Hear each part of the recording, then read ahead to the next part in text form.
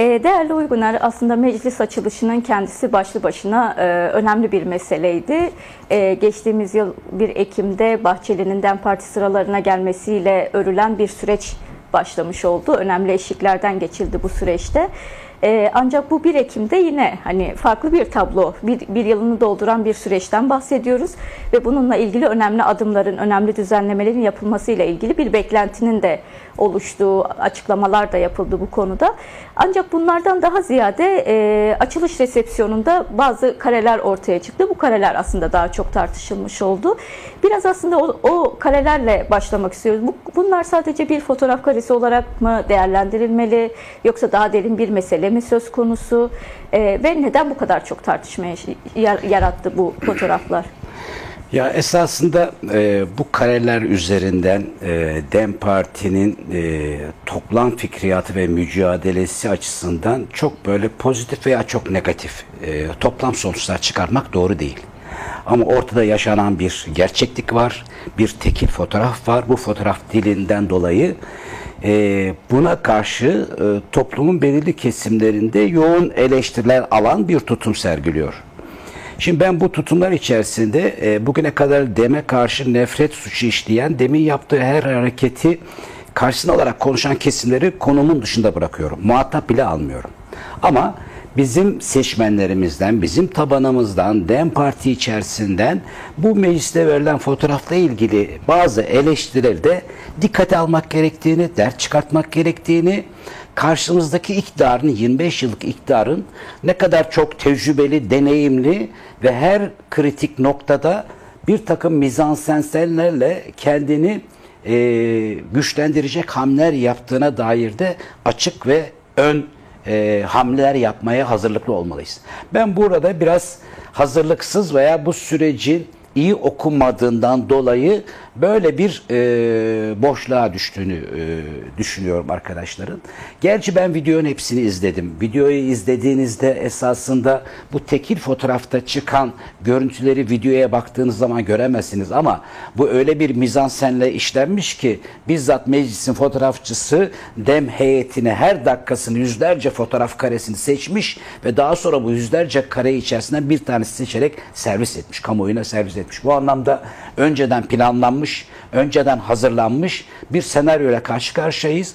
Bu senaryoyu görerekten biraz daha beden dili, vücut dili, duruş dili, bizim temsil ettiğimiz toplumsal kesimlerin iktidara bakışının veya bu süreci yavaştan almasının getirdiği tepkiye karşı biraz daha mesafeli, biraz daha dayandığımız değerler üzerinden ciddi bir duruş sergileme imkanı olabilirdi.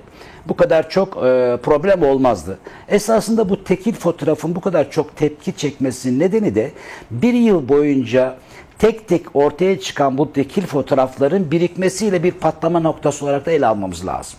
Çünkü bu süreç o kadar çok hızlı ve büyük umutlar vaat ederek başladı ki Ekim ayında görüşmeden sonra bunun 2 ay içerisinde sonuçlanacağını, hatta 1 ay içerisinde Sayın Öcalan'ın umut hakkının veya fiziki koşulların düzeleceğini, tek muhatap olarak bütün toplumsal kesimlerle ve meclisteki kesimlerle görüşebileceğini, bu sürecin baş müzakerecisi olduğunu söylendi.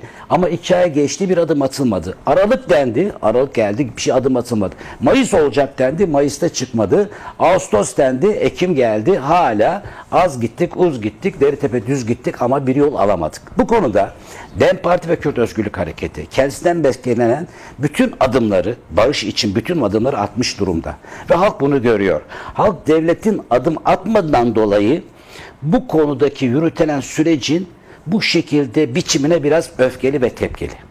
Hani bizim arkadaşlarımız veya biz de DEM Parti olarak büyük bir buzlu zeminde bir dans yapıyoruz. Çok böyle bıçak sırtında gidiyor süreç. Bu anlamda sürecin bizim tarafımızdan helal getirip gelmemesi için elimizden gelen özeni gösteriyoruz. Fakat bu özen bazen kendi çocuğumuzu koruyalım derken kendi çocuğumuzu her türlü hastalığa maruz bırakan bir yabancılaşmayı da içinde taşıyor. Biz kendi barış ve çözüm umuduna o kadar çok sahipleniyoruz ki karşı tarafın hoyratlığını, karşı tarafın oyalamasını, karşı tarafın bu meselenin bir demokratik çözüm değil, sadece güvenlik ve PKK'nın fesi olarak ele alma yaklaşımlara karşı çok daha dirençli, çok daha pozitif, çok daha halkı bu süreçlerde dinamik bir özne olarak devreye sokan bir tutum alınabilirdi. Ama bu konuda toplumsal bir tabandan gelen yükselişin, tabandan gelen bir sokak hareketin, tabandan gelen taleplerinin bu süreç içerisinde sürece zarar vereceği umuduyla bir beklenti hali bence biraz halktaki öfkeyi biriktirdi ve bu anlık fotoğraf da patladı diye düşünüyorum. Evet. Değerli Uygun, bahsettiğiniz nokta içerisinde aslında önemli olan bir kısım daha var. Onu da özel olarak sormak istiyorum. Evet, Kürt hareketine, Kürt Özgürlük Hareketi'ne ya da DEM Parti'ye sürece dair mesafeli olanlar biraz hani suyu bulandırdı da diyebiliriz. Ama bu suyu bulandırma hali, siz söylediniz, evet, eleştiri, yani eleştirme konusunda tabandan gelen eleştirilerin dikkate alındığını söylediniz. Peki bununla ilgili, yani Kürt Özgürlük Hareketi, DEM Parti ve o geleneğin tamamı eleştiri ve öz eleştiri meselesine çok değer veren de bir hareket. Bu kareler ya da buradaki tartışmalar parti içerisinde tartışılmaya başlandı mı? Ya da hani bunu muhakkak birebir tartışmalar oluyordur ki yapılan tüm açıklamalardan, Tülay Hatimoğulları'ndan Tuncer Bakıran'a kadar yapılan tüm açıklamalarda o rahatsızlığı görebiliyoruz aynı zamanda. Ama böylesi bir tartışmayı parti meclisi kendi içerisinde nasıl ele alıyor? Tabii şimdi bu tartışma çok yeni. Daha bizim il ilçe örgütlerimiz, taban örgütlerimiz, halk toplantıları, üye toplantılarıyla bu meseleyi alıp değerlendirmediler. Bunun dışında parti meclis toplantımız bu ayın 26'sında olacak ve 26'sında bu meseleyi ele alacağız ama zaten hem Tülay Hatimoğlu hem de Tuncer Bakırhan dostlarımızdan gelen bu eleştirileri, yapıcı eleştirileri dikkate alacaklarını, değerlendireceklerini, ders çıkaracaklarını dile getirdiler. Bu anlamda kelliyen her yaptığımız doğrudur gibi bir tutum söz konusu değil. Zaten biz Kürt hareketi gücünü halktan alan toplumsal bir hareket. O yüzden de kişilerle, temsilcilerle, onların yaptıklarıyla tamamen özdeşleşen bir hareket değil.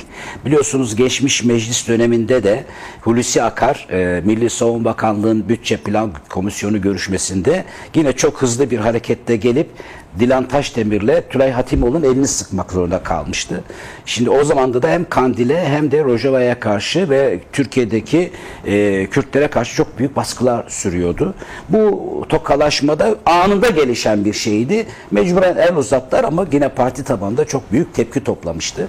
Bu anlamda bu meselede biraz tecrübeliyiz, deneyimliyiz ama burada şöyle bir meseleyi öngöremedik diye düşünüyorum. Şimdi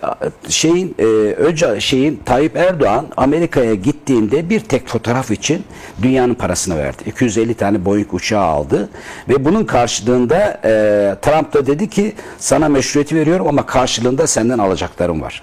Henüz bu alacakların ne olduğunu bilmiyoruz. Peki bu meşruiyet alındı mı? O fotoğraftakiler o meşruiyet alındı mı? Bence alınmadı o meşruiyet. Ve o meşruiyetin eksikliği nedeniyle bunu Türkiye içerisinde meclisin açısında ilk defa Erdoğan böyle bir hamle yaptı. 25 yıl boyunca Erdoğan meclise konuşmasından sonra gelip böyle grup başkanı tebrik edecek. Arka odada onları çağıracak. Akşam resepsiyonda birlikte olacak diye hiçbir fotoğraf vermiş değil.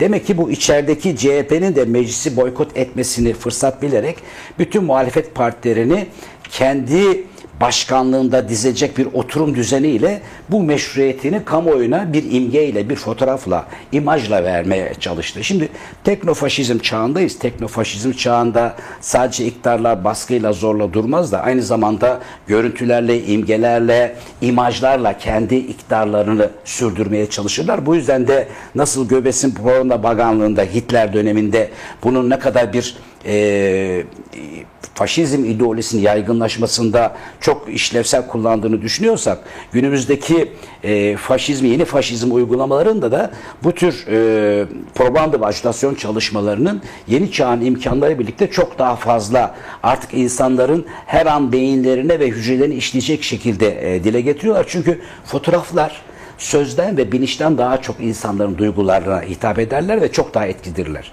Sırf o fotoğrafı almak için Erdoğan kalktı Tülay Hatimoğlu'nu biraz da yaşı geçtiğinden dolayı, tanımadığından dolayı yanından es geçti. Arkasından bu kendisine hatırlatıldı. İlk defa DEM heyetinden veya Türkiye'de herhangi bir kimsenin özür dilemeyen Erdoğan, Tülay Hatimoğlu'ndan özür diledi. Kusura bakmasın dedi. Grup başkan vekilini yolladı. Yetmedi, akşam muhakkak bekliyorum dedi. Bütün bunu niye yaptı? Sırf akşamki toplantıda Tülay Hatimoğlu Tuncer Bakan'ın yanında oturtması için bu özrü yaptı. Bu özür bir eşit mesafede kurulan özür değil. Bir sultanın, bir gücün, iktidarın sırf o fotoğrafı almak için verdiği bir ödündü. Esas onun için o fotoğrafı almaktı. Fakat bu fotoğraftan Erdoğan'ın meşruiyeti çıktı mı? Bence çıkmadı bu fotoğraftan Erdoğan'ın meşruiyeti. Hemen ertesi gün, hemen o şeye katılan, serenomiye katılan bütün kesimler bunun sadece sıradan bir meclis toplantısı olduğunu, böyle protokollerin olduğunu, zırva olduğunu veyahut da buradan bir meşruiyet çıkmayacağını söylediler. Özgür Özel bu meseleyle ilgili çok olumlu yaklaşımıyla bu yükselen harareti söndürdü ve bu anlamda yine muhalefetle birlikte yürümenin imkan ve yollarını aradı. Bu yüzden ben Erdoğan'ın bu adımının da çok kısa süre içerisinde fiyaskoyla sonuçlandığını düşünüyorum. Elde ettiği muradı almadı.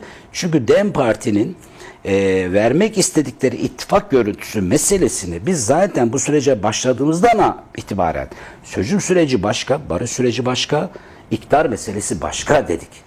Biz her zaman iktidar mücadelemizde bu sürecin yürütülmesi meselesini iç içe geçirmedik. Bizim iktidara karşı mücadelemiz bizim kendi programımızdan, ideolojimizden, hayata bakış açımızdan savunduğumuz ezilen hakların toplumsal talepleriyle ortaya çıkan bir şeydir. Bu anlamda erk olan, zenginlerin partisi olan, bir sınıf partisi olan AKP ile bizim tabanımızın talepleri çakışması ve ittifaka girmesi kendi ayağımıza kurşun sıkmak gibi bir şeydir. Bu anlamda ama çözüm ve müzakere savaşan kesimlerin ve isterse devletle veya iktidarla yapacağın için bunun ayrı bir süreç olarak yürütülmesi de eşyanın tabiatına uygun bir şeydir. Bu anlamda bu sürecin çözüm süreci ve diyalog süreci ayrı yürür ama iktidara karşı muhalefetimiz, tabanımızın özlemleri, Türkiye'nin dört bir tarafından bir an önce bu iktidardan kurtulmak için verilen mücadelelerde DEM her zaman bu ezilen hakların, bu demokrasi mücadelenin içindedir ve önündedir. Önümüzdeki dönemlerde bunu çok daha fazla rolünü oynamak zorundadır. Şimdi CHP bu konuda büyük bir rol oynuyor. Biz de bu içinde geçtiğimiz süreç nedeniyle bir takım stabilize olmuş durumdayız. Tamamen kendimizi bu çözüm sürecine kilitlemiş durumdayız. Çözüm süreci de halkımızın beklediği umudu ve talepleri karşılamıyor. Bizim bunu bir önce hızlandırmamız lazım. Bizim bu konuda bir önce iktidar üzerinde toplumsal baskımızı arttırmamız lazım. Madem muhatap Sayın Öcalan'dır, Öcalan'la ilgili verilen sözlerin, bir yıl önce verilen sözlerin derhal ve aniden hızla hayata geçmesi lazımdır. Çünkü bu İmralı, Kandil ve DEM heyeti arasında üçlü bir mutabakatla her gün bir görüşme yapmadan bu sürecin ilerlemesi mümkünatı yoktur. Ayda bir görüşmelerle bu kadar kapsamlı bir sorunun devletin tek yanlı götürmesiyle bu süreçten Kürt halkında lehine bir şey çıkması mümkünatı değil, yok. O yüzden biz bunun bir an önce toplumsallaşması, bir önce bu çözüm sürecinin siyasi, hukuksal ve bir önce artık vazgeçilmeyen olan umut hakkı, Selahattin Demirtaş'ın bırakılması, ahim kararlarının uygulanması, hasta tutukların serbest bırakılması, bizim dağdaki savaşan gerilla unsurların Türkiye'ye dönmesi ve bizim demokrasi mücadele açısından önümüzde engel olan antidemokratik yasaların hem TCK'da hem terörle mücadele yasasında hem de anayasanın ayıklanması konusunda ciddi adımlar atılması lazım. Bu demokrasiyle barış meselesi iç içe geçmezse bunların ömrü çok kısa olur diye düşünüyorum. Evet. Değerli Uyguner, yine bu tartışmaya tekrar döneceğiz ama sizin bıraktığınız yerden güncel bir konuyu sormak istiyorum. Cumhurbaşkanı danışmanlarından Mehmet Uçum bir yazı yayınladı. Siz de okumuşsunuzdur. Bu yazıda mecliste kurulan komisyonun Öcalan'la görüşmesi gerektiğini söyledi. Şimdi aynı zamanda şöyle bir işten de bahsetti.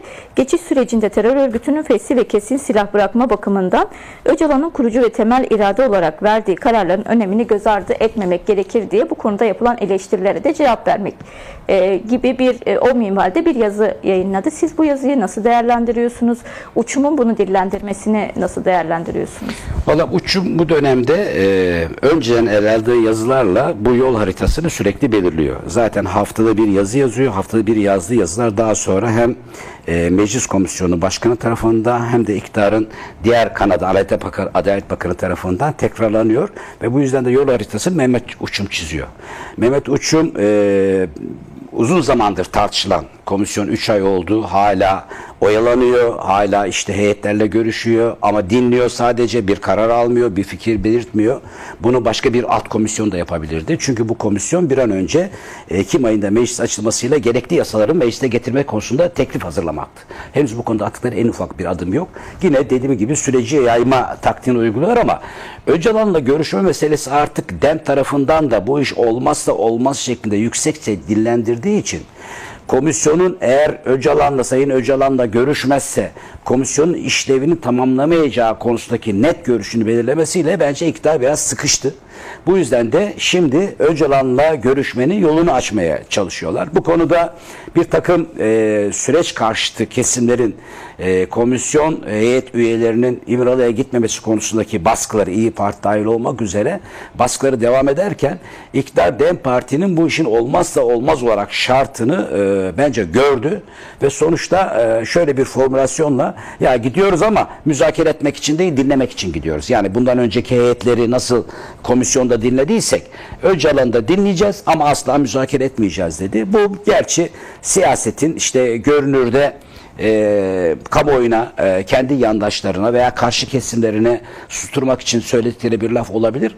Ama bunu burada bırakmamak lazım. Sayın Öcalan'la görüşten sonra hızla Ekim ayın sonunda mecliste gelecek olan bu yasalarda hakikaten Kürt halkının içini rahatlatacak, refahlatacak ve bu sürecine güvenini arttıracak demokratik adımların atılması lazım.